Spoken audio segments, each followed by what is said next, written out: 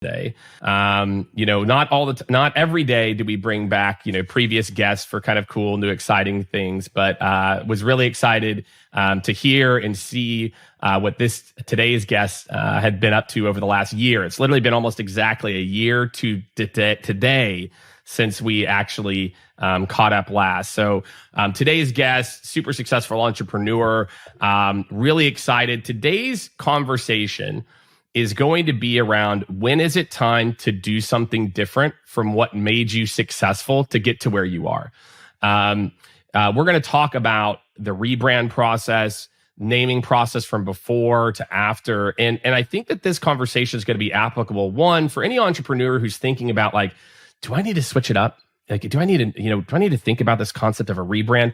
But I also think even if you're not thinking as big as a rebrand, maybe you're trying to reinvent yourself. Maybe you're trying to reinvent what you're known for.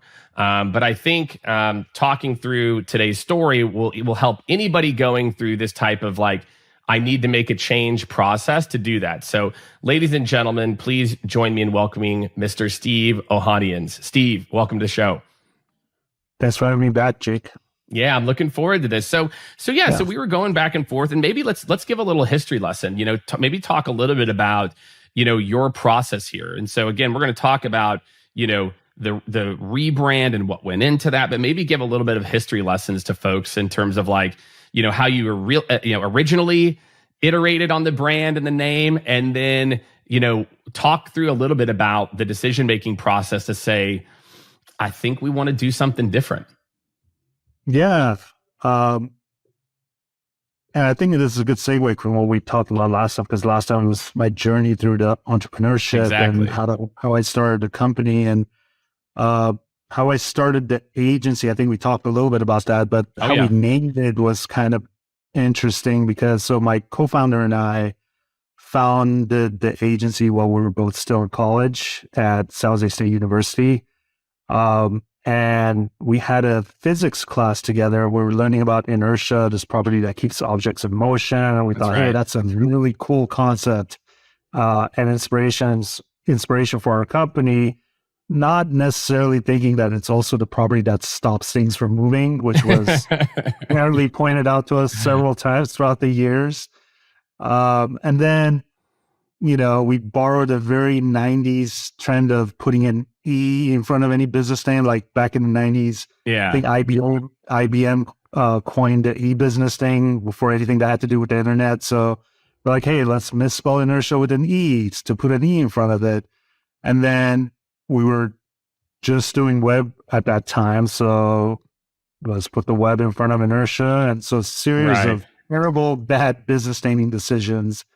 And we launched an agency, WebEnertia. So that's how that name started. And talk about it, because you guys started this. It's not like you changed the name after 4 years or 3 years. You waited, and the brand grew, and it was very successful. The business that you've built. What was the process like for you two to say? Is again, to your point from before of in retrospect, hindsight's always 20/20, right? Of if we would have known better. But what was the process, or was it a singular moment whenever you guys sat down and said, I think we need to do something, or to change it up a little bit? Yeah, actually the name, I want to say, actually worked great for us early on in our business. It's kind of kitschy, right? Quirky. And it clearly said what we do, which is web. And in the late 90s, digital and web agencies were a novelty, right? There wasn't too many of them around. So it would actually help to have the word web in there. And with it, like you mentioned, we've grown to about 100 employees globally. We work with Fortune 1010 companies. We've helped hundreds of startups with their digital brand experiences.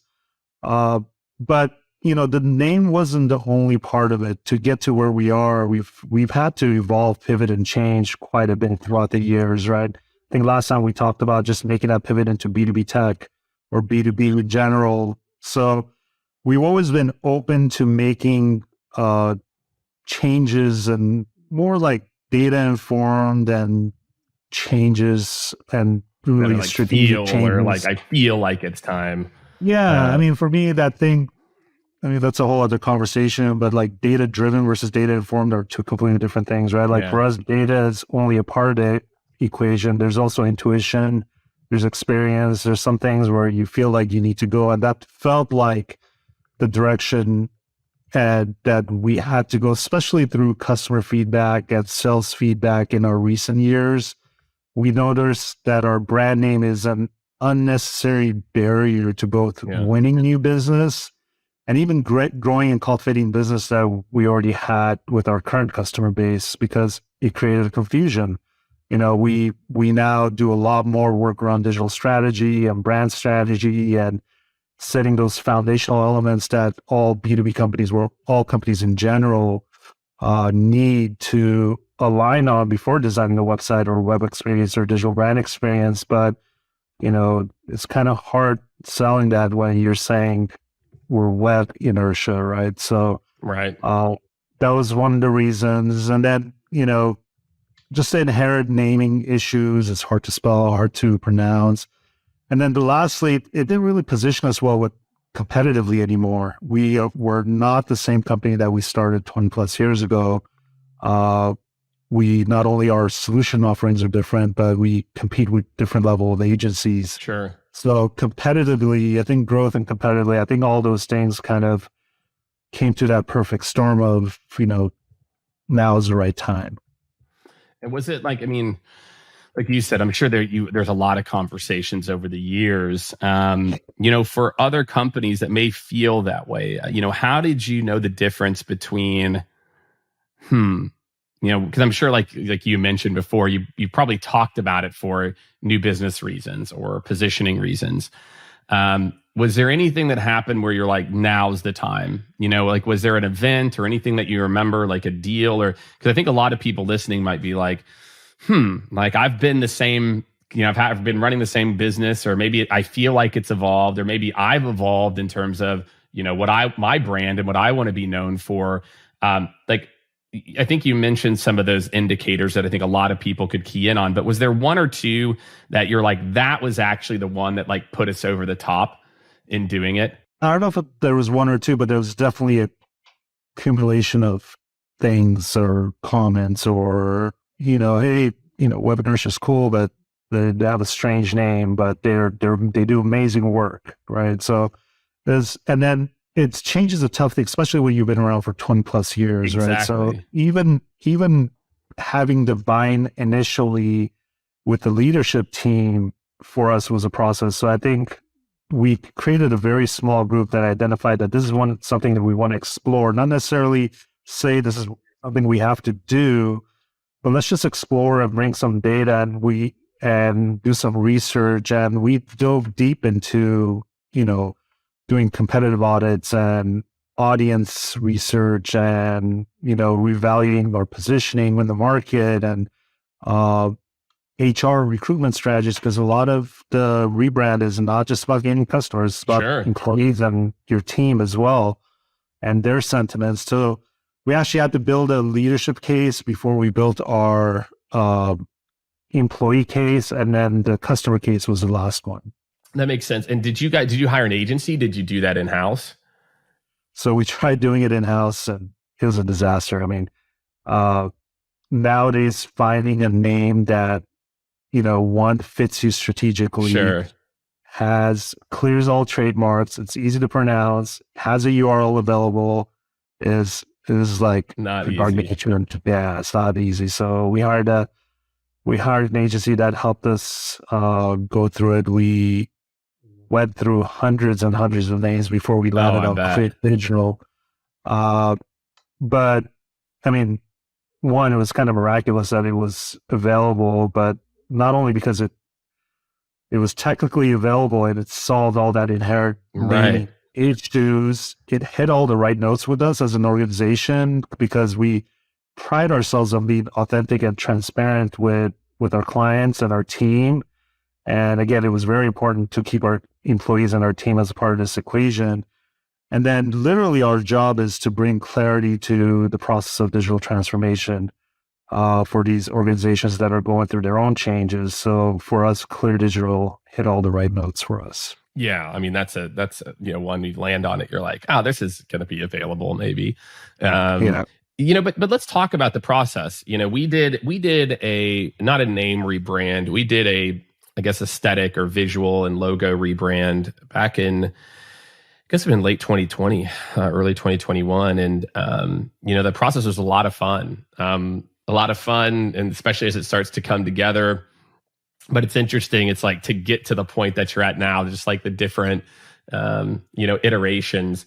What were some like influences for you early in the process? Did you have like, 'cause I think this is the other thing is like some people are like, well, I don't have like a perfect vision of what I want it to be. Like to your point, it's like, I know what I want it to espouse. Like I know what I want it to convey to the market.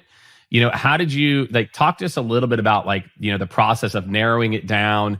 And then the process of I think whenever you all realize like this is it. So like you said, there's some variables around the name and its availability, but I think it's just like how did you finally get there? To kind of the narrowing down process, and then coordinate to make a really big final decision that will impact a lot of people. Yeah, not easily. I mean, I think just going through a rebrand, and I mean, rename takes it to another level, but just going through a rebranding process is a tough thing. So not only just a pure amount of work that you need to do, rebranding assets and videos and sell sheets and contracts and training materials and billing and all of that stuff, but there's an emotional connection to the brand itself as well, right? So I think I read somewhere that we emotionally process change the same way we process loss. So, grief, and grief. So like it can bring a lot of anxiety for employees and our clients. So for rebrand, you have to think about not just the brand experience that you're rebranding, but also the employee experience and the customer experience. So the thing that we did first was we went through it with our employees. And we've been around 20 plus years. So we've had employees that have been there a few months. We've had employees that have been there 15 plus years. So, and when we told them about our plans, we had people on both ends of the spectrum, ones that were sad about the name change and were really attached to the old name, and then we had ones that were absolutely thrilled, like, yes, let's do this. Right.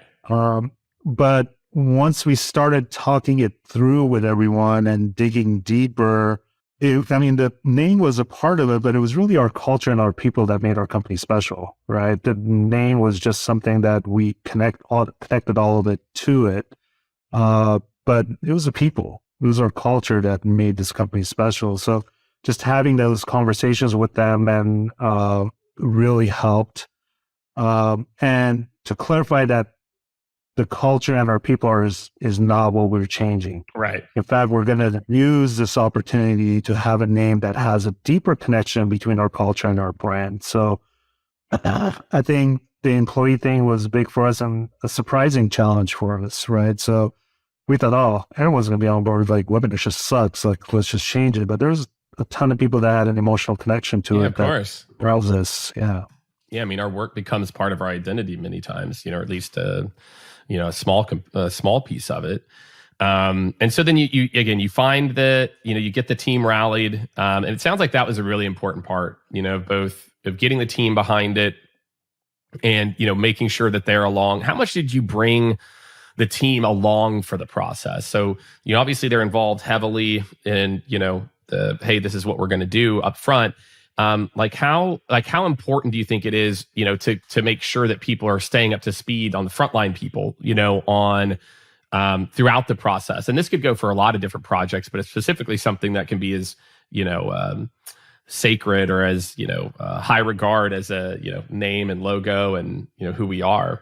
Yeah, so that was interesting too. I was actually reading a lot. The most recent kind of a company name change that I was aware of and I was following was SurveyMonkey, and they became they're a client of ours. Yeah, are they? Yeah.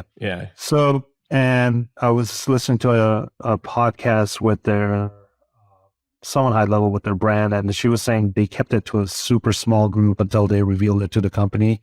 We went the completely opposite way. So as soon as we had talked our leadership into this is the right process, we shared it with our team, and we created a communication plan that had transparency with our employees throughout the entire process. So they had status updates and research results on all of our monthly stand-ups, so they knew exactly what was going on. And we're just trying to keep them highly engaged throughout the process. We did an internal launch of the identity and messaging, but strictly logo and positioning, and then recruited the rest of our team to help with the transformation, right? So that helped give ownership of the new brand to everyone.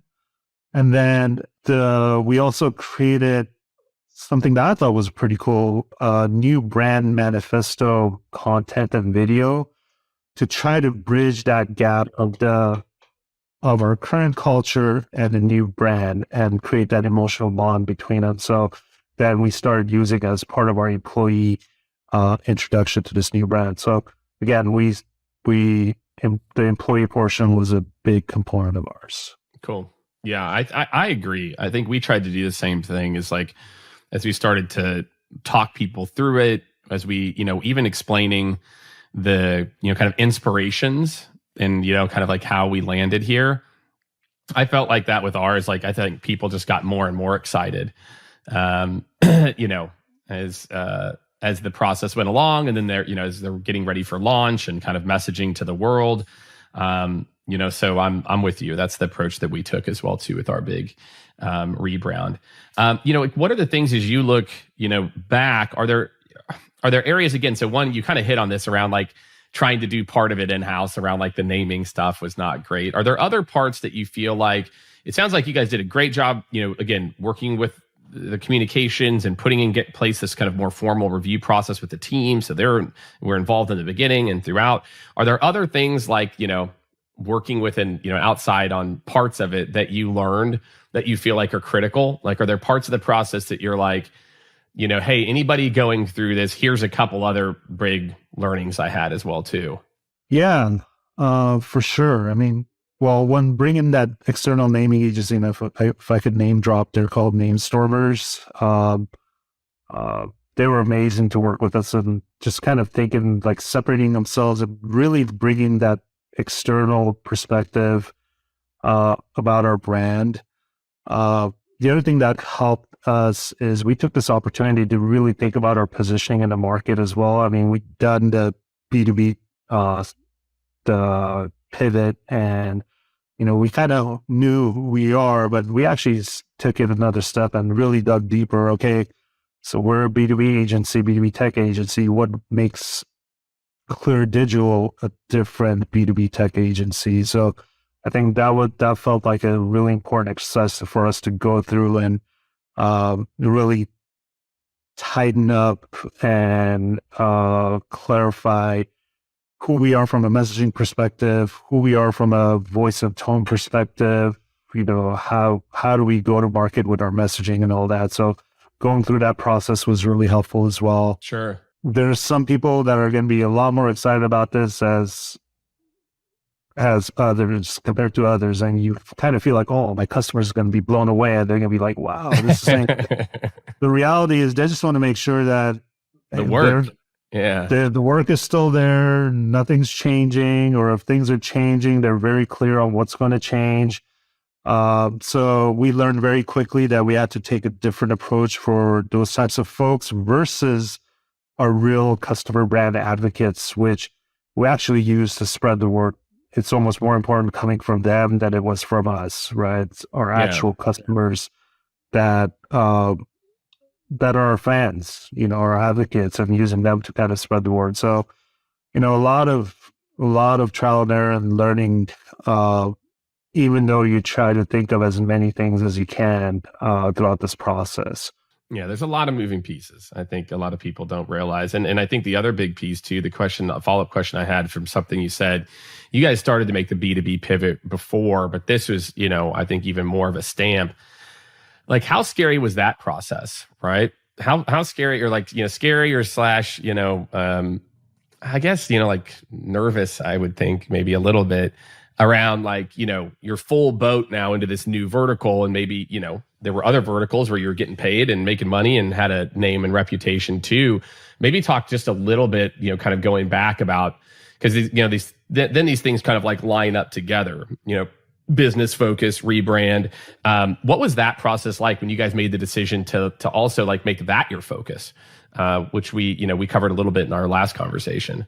Yeah. I mean, that was probably one of the smartest things that we did as an organization, is really stop trying to be everything to everyone and really focus our efforts, our strategy, our marketing dollars, our conversations, our training on this B2B space, and gain some data around it. And then at some point you have some proprietary data that you can use for these conversations. So that was a big thing for them. And then when we did it again now, it wasn't more about, okay, are we going to drop B2B? That's not really what we wanted to do. Yeah. But, again, we're 5, 6, 7 years later, there's a ton of B2B specialized agencies out there. Yeah. So it's, what does it make us special on that? And then again, refocusing on strategy and conversations. And actually, one thing that came out of this is our new positioning, which is we confidently navigate change by building on deep B2B experience and strong collaborative relationships. This confidently navigating change, with change being kind of a scary word like we talked about, but it's the reality. It's 99% of why we get new clients is right. There's some kind of a change or transformation within an organization. They've hired a new CMO or new CEO that wants to change the direction of their organization. They've gotten funding and they're mandated to grow or generate leads. They're struggling competitively.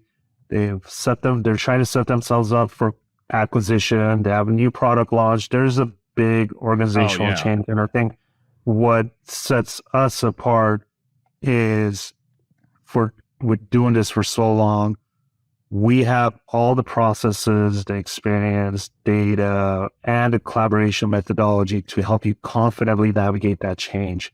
So that is our kind of new positioning.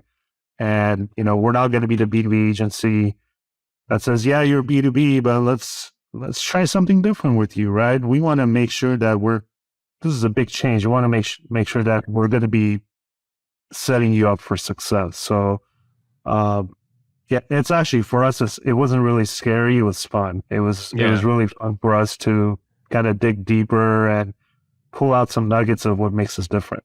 Yeah, maybe that's my own insecurities about limiting the business at times, and maybe some other people's too, where you're like, if we focus and we say that this is who we are, is that going to limit us? I think it's, for being an ex-VP of sales and operations, maybe it's, I've got this like, anything's, possible, and that's a good thing. But I can tell you as a CEO and a business owner as well, where as you focus, like you said, it's funny how revenue grows and things actually get easier. Your team is less stressed too. So there's a lot of positives that go into that. Any final thoughts as we start to kind of wrap up here? I think it's been a really good tactical conversation, Steve, for anybody out there who is thinking about making a big pivot around kind of who they've been known for a long time. And it sounds like, you went through version 1 of that pivot, which was this B2B. And it sounds like that process is just kind of like a continuing to refine. And then this is obviously a much bigger and, shift with a lot of history to it. And, I think the way that you guys went about doing it. Are there any other kind of final thoughts that as people are going through these exercises around, changing, a core component of who your business is or your own personal brand, that you feel like, we haven't necessarily touched on, or that you feel like is worth repeating? Yeah. I mean, having the mechanism to reevaluate yourself, I think is going to be really, really important, right? Because your business is really made up of several cogs, I want to say, right? Like there's your marketing cog, there's your employee recruiting, HR cog, there's a training cog, there's actual production, there's billing. There's all these different things. And what we learned to do this last few years is actually look and grade each one of those separately. Like how is each portions of these system of our flywheel, let's say, that keeps us going and turning around, how are they all working? And then do they have opportunities to improve? And if they're not working, what is wrong? Is it because we're not being competitive, or competitors are doing a better job at us in marketing, for example? Or is it in HR, or is it in training? As do we have people that aren't as trained as well? So I think these are all things that really coming up with a process where, as an organization, you have a cadence of looking at each one of these components and tying it and making some decisions on whether or not it's time for you to make a shift or a pivot or a change is going to be really important. That for us, the marketing and brand, actually, both from a brand experience and employee experience, saying it was time for us to create something that aligned better with our vision and also set us up for the next 20 years of this company, right? We've been doing this for 20 more years.